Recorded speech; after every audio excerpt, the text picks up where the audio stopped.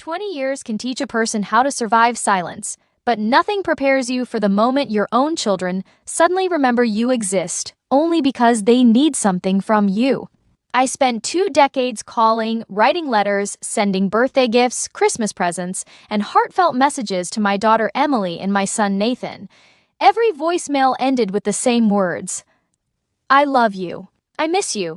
I hope you are happy." Yet every year passed without a single reply, no phone call, no thank you, no invitation, and no explanation. I lived alone after my husband died, surrounded by old family photographs that reminded me of happier days when we were poor but deeply connected. Every morning I stared at those pictures, wondering exactly when I had become invisible to my own children. I never stopped trying. I spent money I could barely afford on expensive gifts because I believed one thoughtful package might reopen the door they had slammed shut.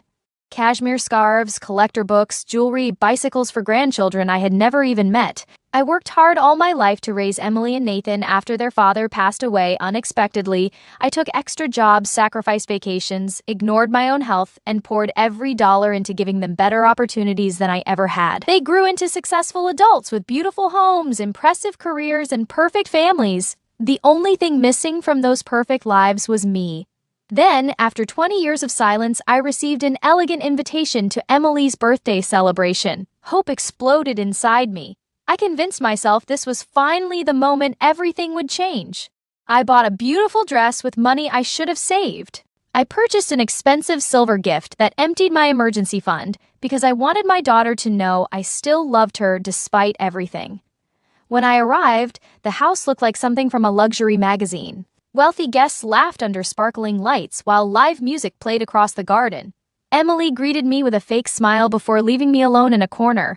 Nathan saw me but acted as though I were a stranger. I watched families hugging each other while memories flooded my mind. I remembered staying awake beside hospital beds when my children were sick, working 3 jobs after my husband died, and crying alone every Christmas after they stopped inviting me into their lives.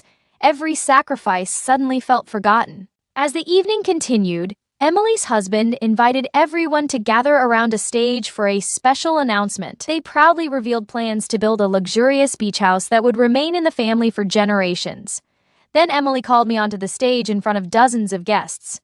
At first, I believed they wanted to welcome me back into the family. Instead, Nathan pulled out legal documents and calmly explained they expected me to contribute almost $200,000 from the savings I had left after selling my late husband's home. Suddenly, every unanswered call, every ignored message, and every lonely birthday made perfect sense.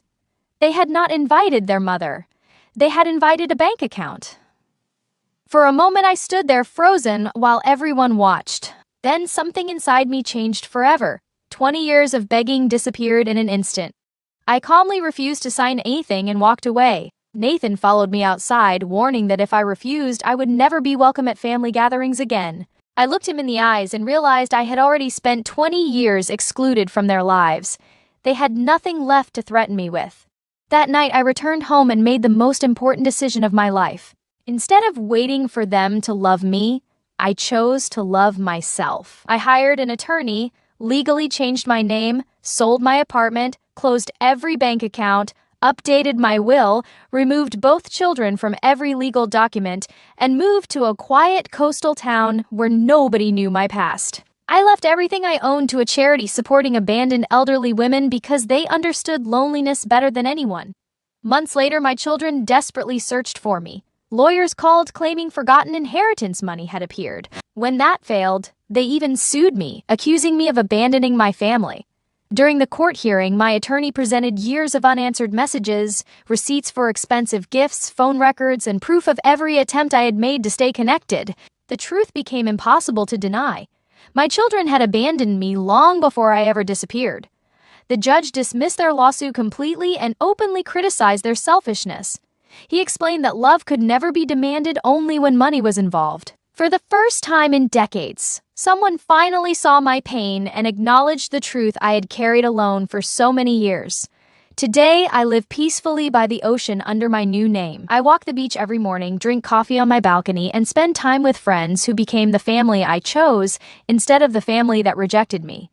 One day my daughter mailed me a heartfelt apology admitting every mistake she had made. I believed her regret was genuine, but I never answered. Some wounds heal only by walking away instead of returning. I eventually realized something that changed my life forever. I did not lose my children. They lost a mother who loved them without limits. I stopped measuring my worth by people who never valued it and finally discovered that peace is far more precious than forgiveness forced by guilt. Sometimes the strongest revenge is not anger, wealth, or victory. Sometimes it is simply living a happy life without the people who taught you how loneliness feels.